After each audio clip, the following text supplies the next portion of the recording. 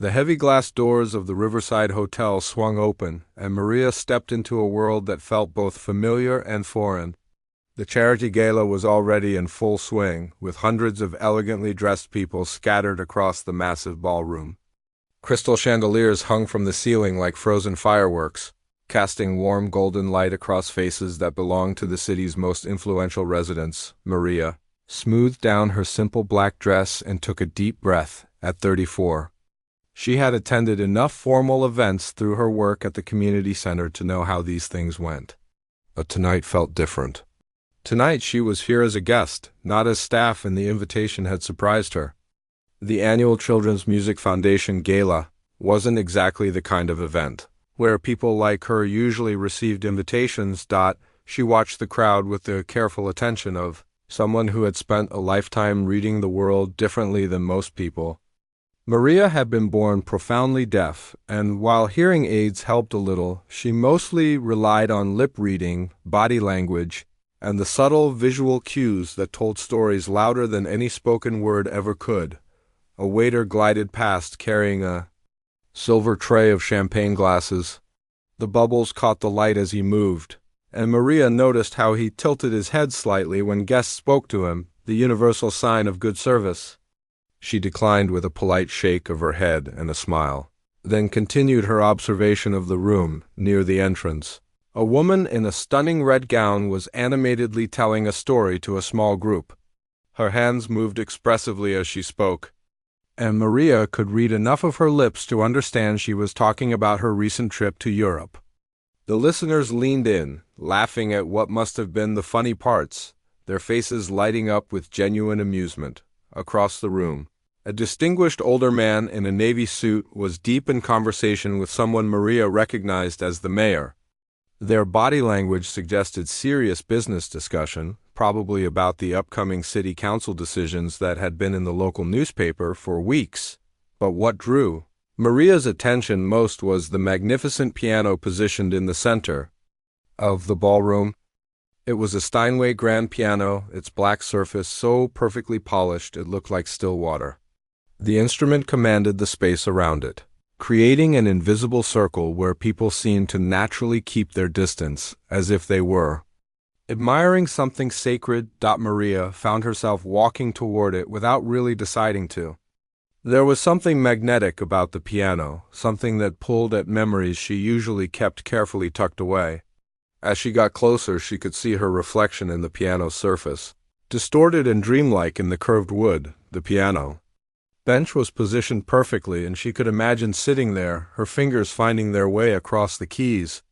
It had been so long since she had played, so long since she had felt that particular kind of connection that came from making music.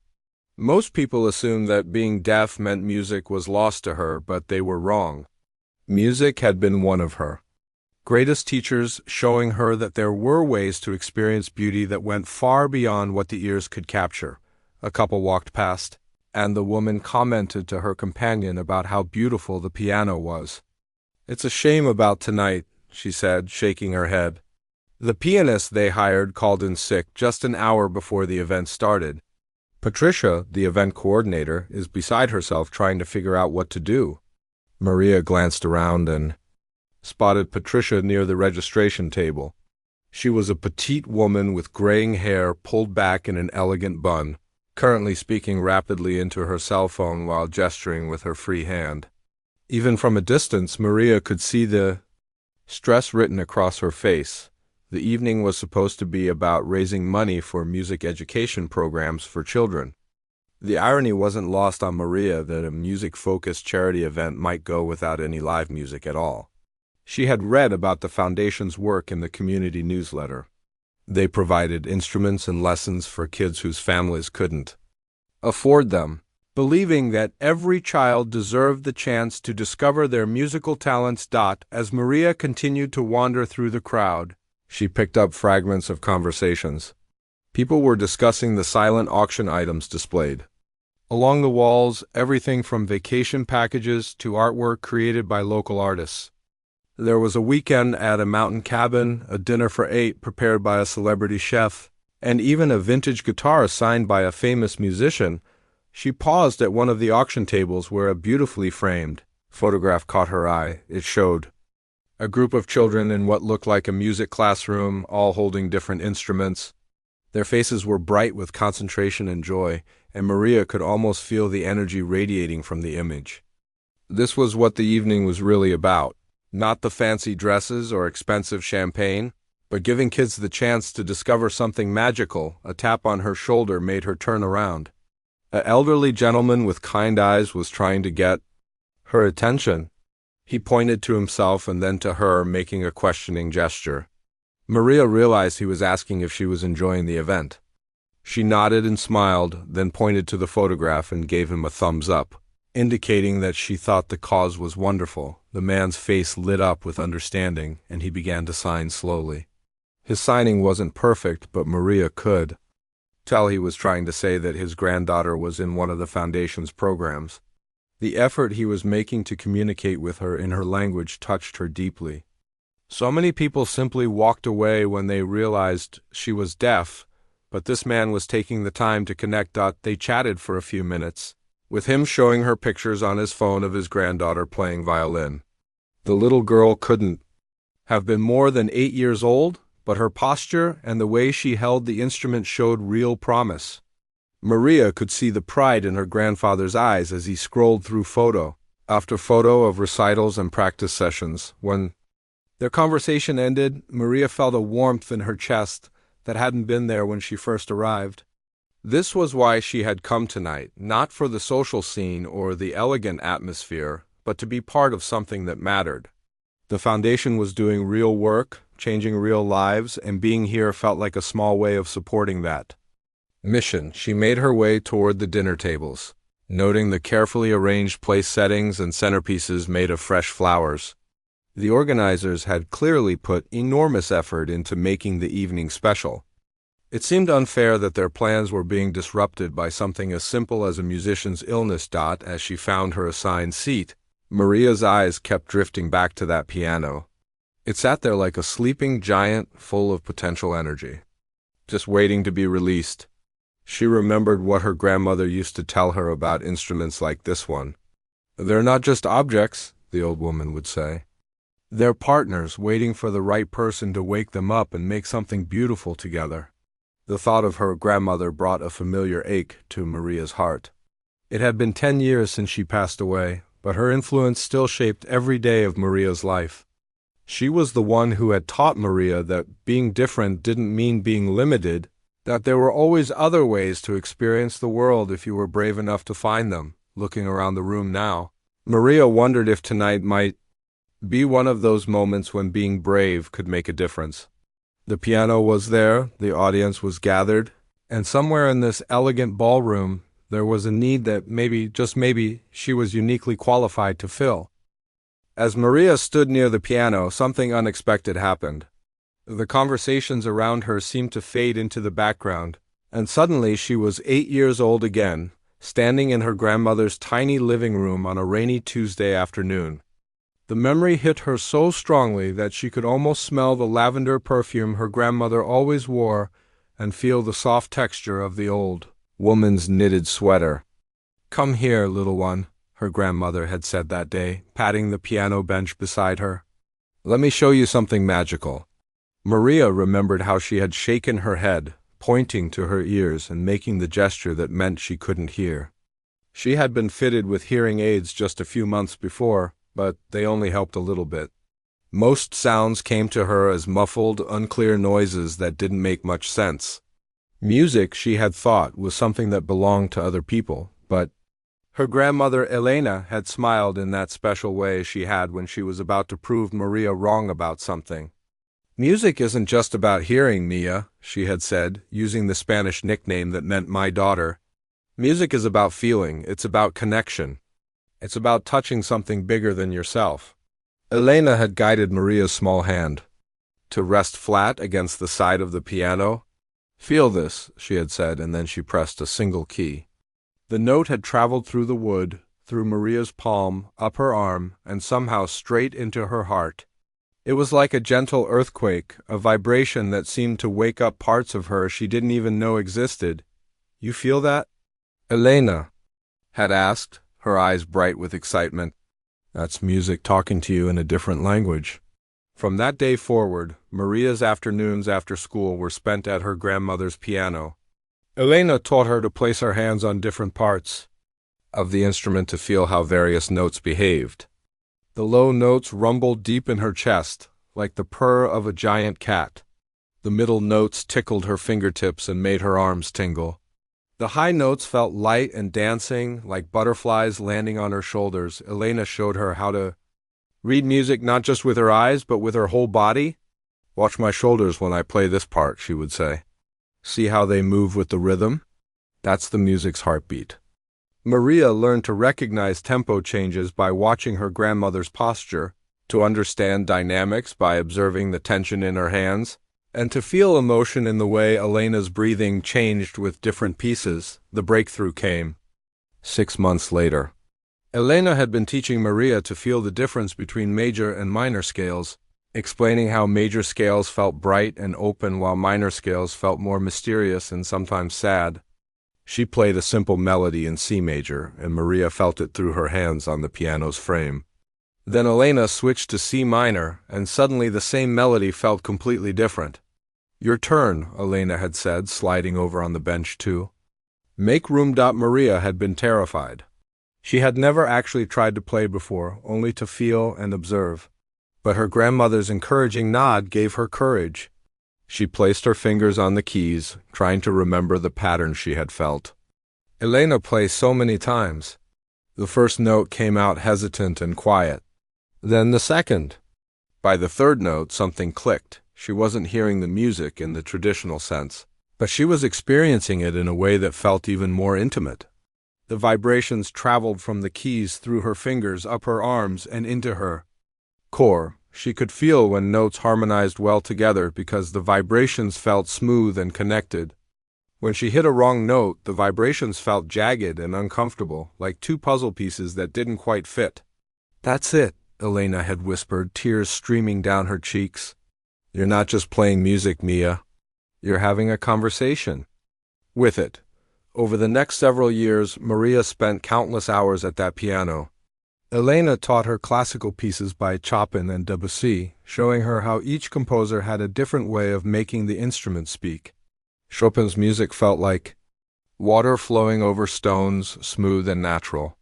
Debussy's pieces felt like painting with sound, creating colors and textures that Maria could sense through the vibrations. Elena also taught her about rhythm in ways that had nothing to do with sound.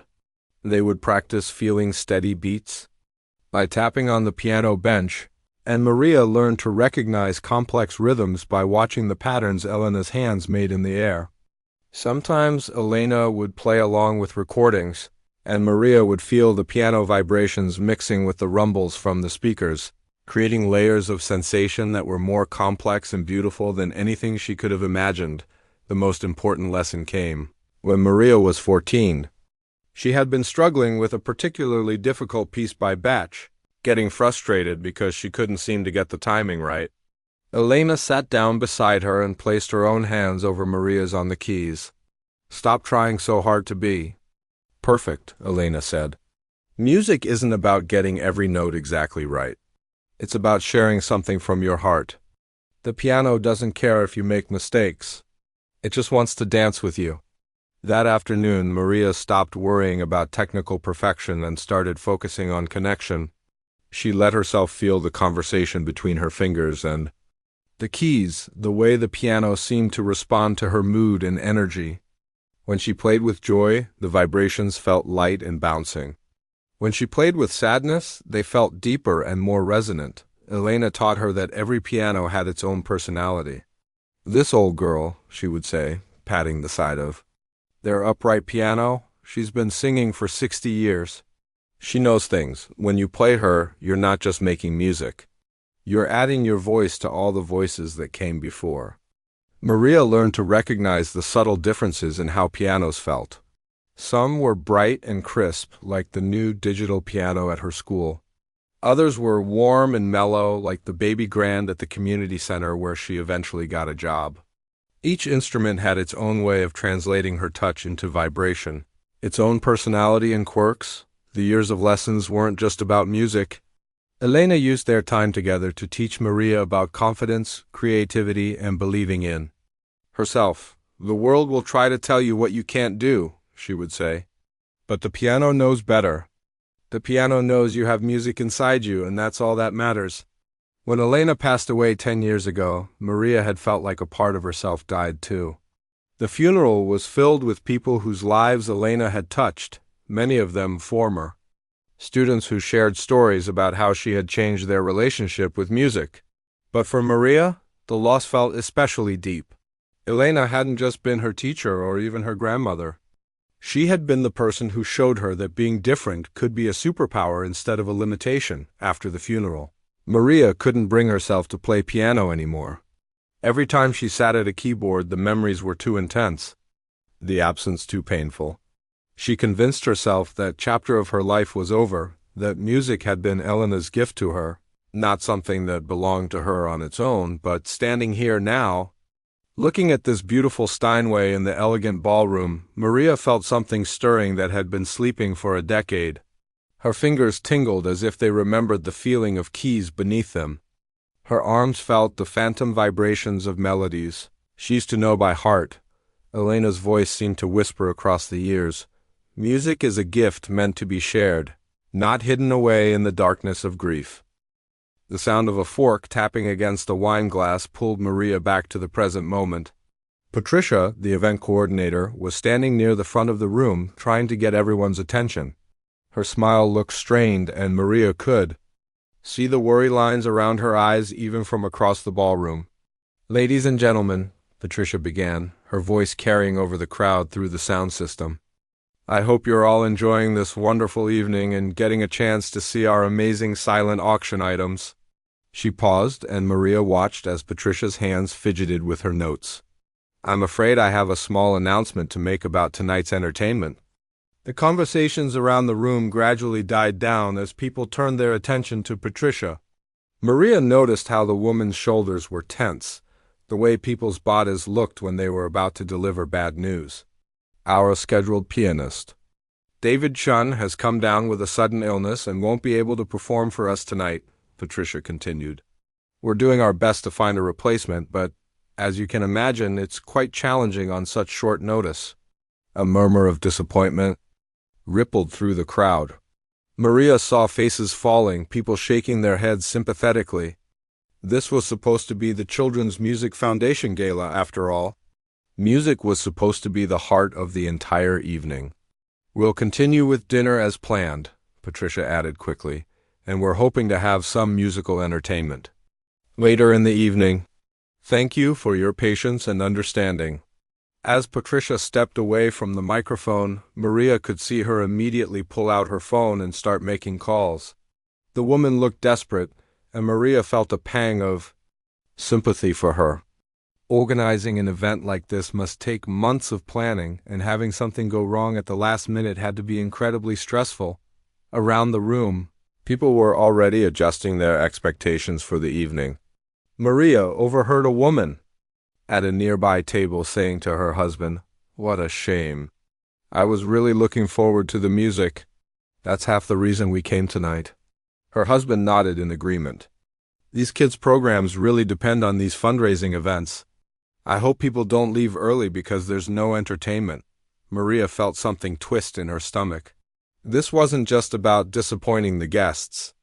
This was about the children who would benefit from the money raised tonight.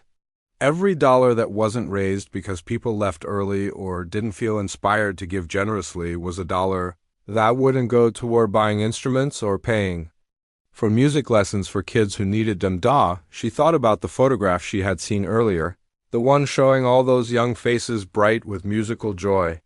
She thought about the elderly gentleman's granddaughter learning violin through the Foundation's programs. These weren't abstract concepts, these were real children whose lives could be changed by music education. Maria's eyes drifted back to the piano. It sat there like a beautiful, silent promise, full of potential that was going unused. She could almost feel Elena's presence beside her, could almost hear her grandmother's voice saying, "Sometimes the universe puts you exactly where you need to be, Mia." The question is whether you're brave enough to listen. But the fear was real too. It had been 10 years since she had played for anyone other than herself, and even then only rarely. What if she had lost her touch? What if the connection she once felt so strongly had faded with time and grief? What if she embarrassed herself in front of all these important people? Worse yet, what if they saw her disability first and her music second? She had dealt with that kind of prejudice before, people who assumed that being deaf meant she couldn't possibly be a real musician. She remembered the looks of skepticism, the patronizing comments, the way some people treated her musical abilities, like a cute trick rather than genuine talent. But as Maria watched Patricia frantically working her phone, making call after call with increasingly desperate expressions, she felt her grandmother's lessons echoing in her mind. Music isn't about you, Elena used to say. It's about what you can give to others. When you play, you're offering a gift. The gift doesn't become less valuable because the giver is different. Maria took a deep breath and made a decision that surprised even her. She walked across the ballroom toward Patricia, weaving between tables where people were starting to sit down for dinner. Her heart was beating fast, but each step felt more certain than the last. Patricia was standing near the registration table, her phone pressed to her ear. "Yes, I understand it's very short notice," she was saying. "But surely there must be someone available. This is for charity, for children's music education."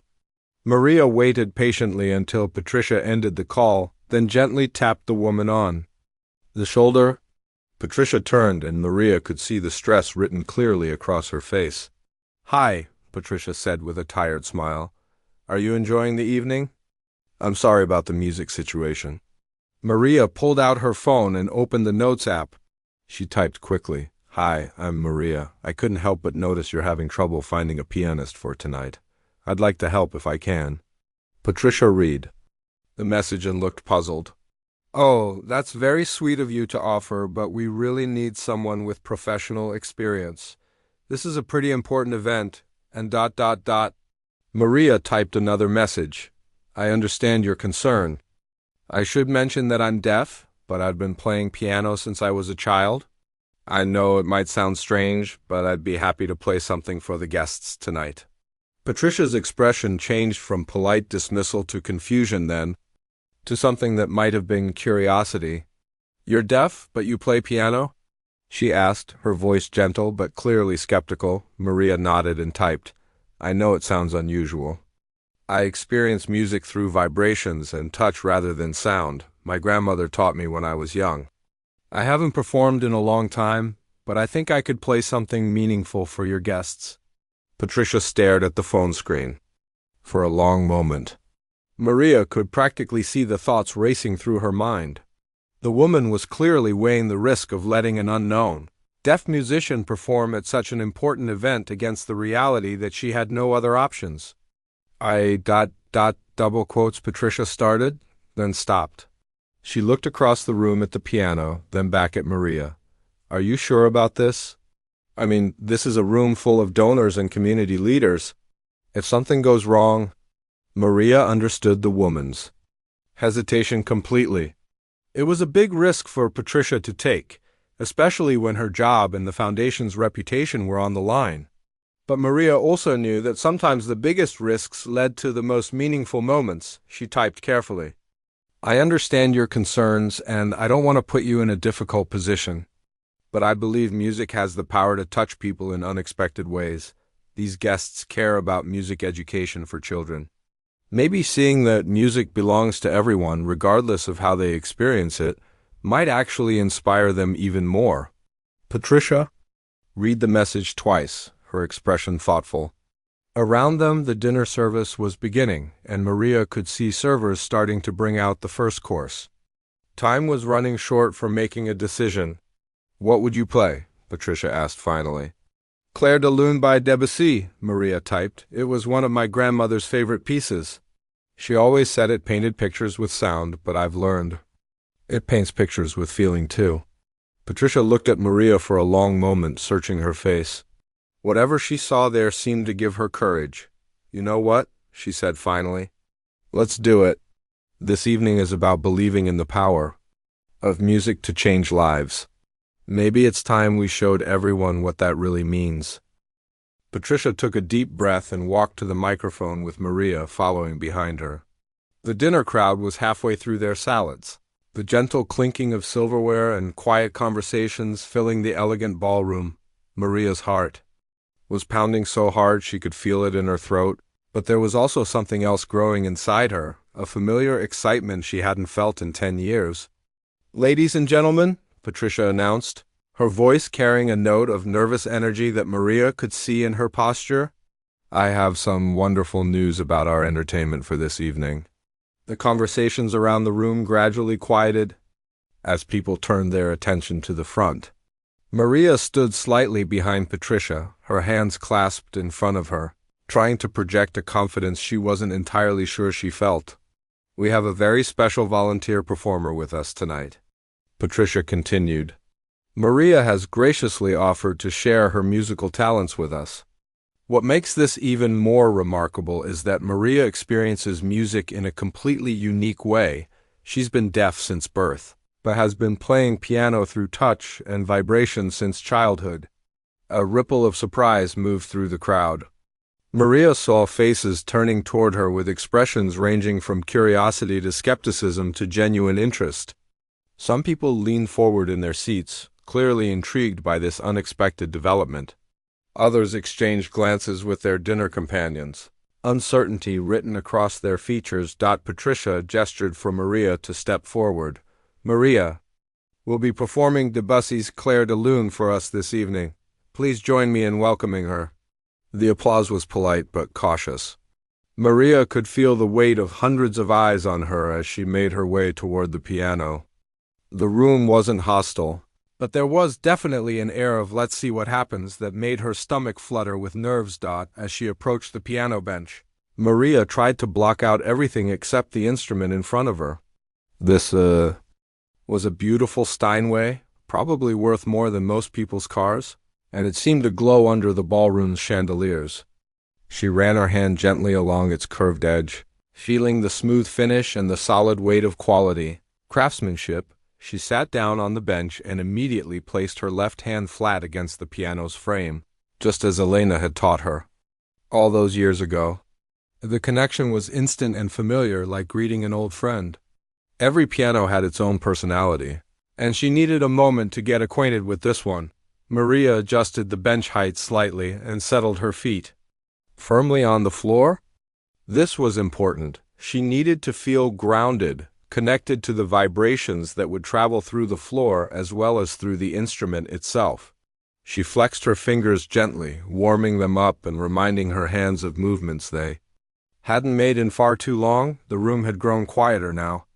She could sense the attention focused on her, but she deliberately let that awareness fade into the background. This moment wasn't about the audience or their expectations. This moment was about the conversation she was about to have with this beautiful instrument. Maria closed her eyes and let her fingers find their positions on the keys. The opening of Clair de Lune was gentle, almost hesitant, like moonlight first touching water. She pressed the first note and immediately felt the vibration travel through her fingertips, up her arms, and settle into her chest. It was perfect. Not too bright, not too mellow, but exactly the right tone for what she wanted to express. The second note joined the first, creating a harmony that she felt as much as heard. The vibrations layered on top of each other, building something beautiful and complex. Maria let her training take over, her fingers moving across the keys with a sureness that surprised even her. Debussy's masterpiece began to fill the ballroom, but Maria was experiencing it in her own unique way. The melody felt like gentle waves under her hands, the bass notes providing a steady foundation that rumbled pleasantly in her chest. Each phrase of the music had its own texture. Some parts felt smooth and flowing, while others had a crystalline clarity that made her fingertips tingle. She could feel the piano responding to her touch, the way it seemed to come alive under her hands. This wasn't just about pressing keys in the right order. This was about having a real conversation, with the piano speaking back to her through vibrations and resonance. When she played with more emotion, she could feel the instrument responding with richer, deeper tones. When she played more delicately, the vibrations became lighter. More dancing. As the piece progressed, Maria became aware that something special was happening in the room around her. She couldn't hear the audience's reaction in the traditional sense, but she could feel it. The energy in the ballroom had completely changed. Where there had been uncertainty and polite attention before, now there was something deeper, a kind of focused stillness that she had never experienced when performing. The middle section of Clair de Lune was always the most challenging part. The melody became more complex, with intricate runs and delicate timing that required complete focus. But Maria found herself moving through it with confidence, her fingers remembering patterns that Elena had taught her decades ago. It was as if her grandmother's hands were guiding hers, showing her the way through the most beautiful passages. She could feel tears starting to form behind her closed eyelids, but they weren't tears of sadness. They were tears of homecoming, of rediscovering a part of herself that she had thought was lost forever. This was why Elena had been so insistent that music belonged to everyone. This feeling, this connection, this joy, it had nothing to do with hearing and everything to do with soul. As the piece began to build toward its climax, Maria opened her eyes for the first time since she had started playing. What she saw took her breath away. The entire ballroom was absolutely still. People had stopped eating, stopped talking, stopped moving. Servers stood frozen with plates in their hands. Even the children who had been fidgeting in their seats were sitting perfectly quiet, their faces turned toward the piano with expressions of wonder, but it was more than just stillness. Maria could see emotion written on faces throughout the room. There was a woman in a blue dress near the front who had tears streaming down her cheeks. An elderly man at a corner table was holding his wife's hand, both of them watching Maria with expressions of pure amazement. Even some of the younger people, who had probably been checking their phones earlier, were completely absorbed in the music. Maria realized that something magical was happening. These people weren't just listening to a piano performance. They were witnessing something they had never seen before, someone experiencing music in a completely different way. And somehow that different way was allowing them to hear the familiar piece with fresh ears and open hearts. The final section of Clair de Lune was always Maria's favorite part. The melody became simple again, but somehow even more beautiful because of everything that had come before. As she played these last gentle phrases, she felt Elena's presence so strongly it was as if her grandmother was sitting right beside her. On the bench, "You see, Mia?" She could almost hear Elena saying, "Music isn't about hearing, it's about feeling. It's about connection, it's about touching something bigger than yourself." As Maria played the final, delicate notes of the piece, she knew that this performance was about more than just entertainment or even fundraising. This was about showing everyone in this room that beauty and talent could exist in forms they had never imagined, and that sometimes the most powerful music came from the most unexpected places. As the final note of Clair de Lune faded into the air, Maria kept her hands on the keys for just a moment longer. She could feel the vibrations slowly dying away like ripples on a pond gradually becoming still. The silence that followed wasn't empty. It was full, pregnant with emotion and surprise and something that felt almost sacred. For what seemed like an eternity, nobody moved. Maria opened her eyes and looked out at the ballroom, and what she saw took her breath away. Every single person was staring at her with expressions she had never seen before. It wasn't just appreciation or polite applause waiting to happen. It was something deeper, a kind of stunned recognition, as if they had just witnessed something that challenged everything they thought they knew about music and ability and what was possible. Then, slowly, one person began to clap. It was the elderly gentleman she had met earlier, the one whose granddaughter played violin. His applause started soft and grew stronger, and within seconds, the entire ballroom erupted into the most thunderous ovation Maria had ever experienced. She couldn't hear the applause in the traditional sense, but she could feel it. The vibrations traveled through the floor, up through the piano bench, and surrounded her like a warm embrace. People were standing now, their faces bright with emotion. The woman in the blue dress was openly crying. A teenager near the back was wiping his eyes with his napkin. Even some of the servers had stopped what they were doing to join in the applause. Maria stood up from the piano bench, her legs feeling a little shaky from the adrenaline and emotion of the performance. She turned to face the audience and raised her hands to sign, "Thank you," a gesture that many people in the room seemed to understand even if they didn't know sign language. But the applause continued.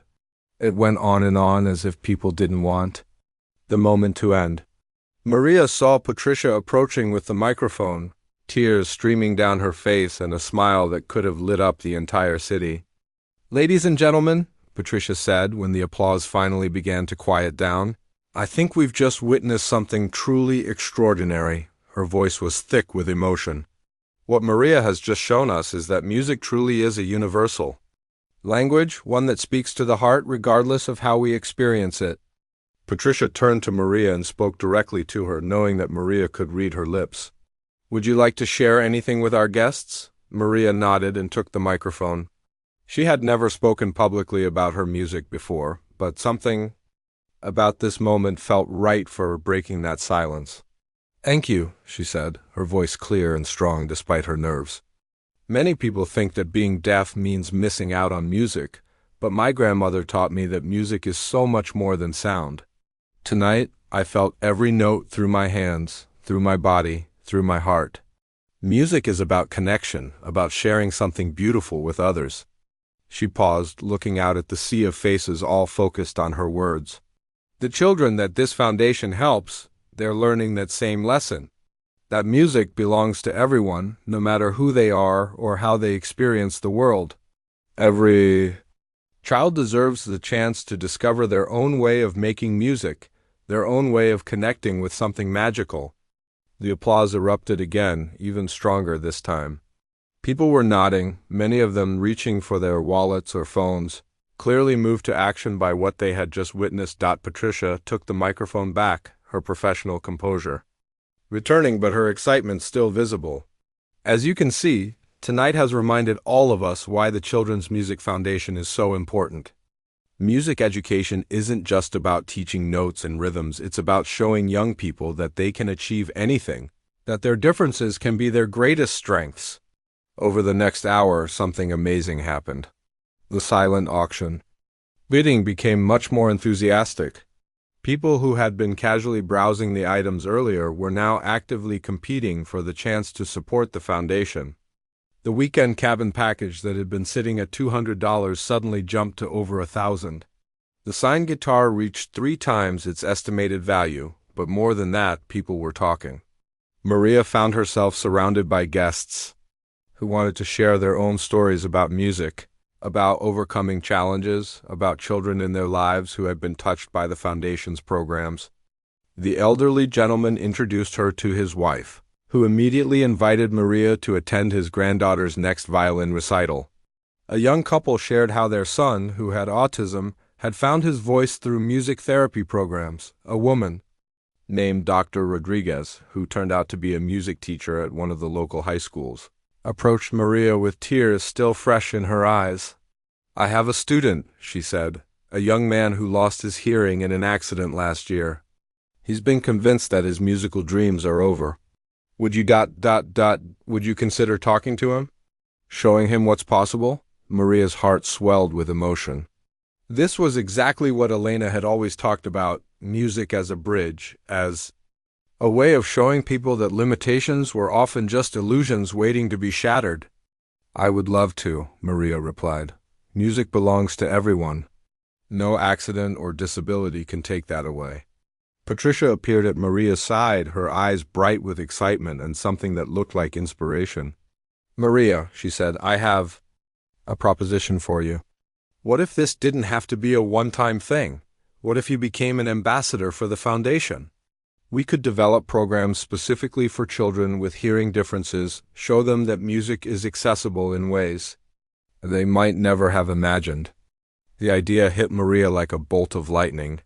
For 10 years, she had kept her musical abilities hidden away, buried under grief and fear. But tonight had shown her that her grandmother's lessons were meant to be shared, not hoarded. "I think Elena Would love that, Maria said, using her grandmother's name out loud for the first time in years without feeling overwhelming sadness. Instead, she felt proud, connected, purposeful. By the end of the evening, the foundation had raised almost twice its original goal, but more importantly, it had sparked something new. Within weeks, Maria found herself working with Dr. Rodriguez to develop the first ever music program, specifically designed for deaf and hard-of-hearing children in their district. The program grew quickly.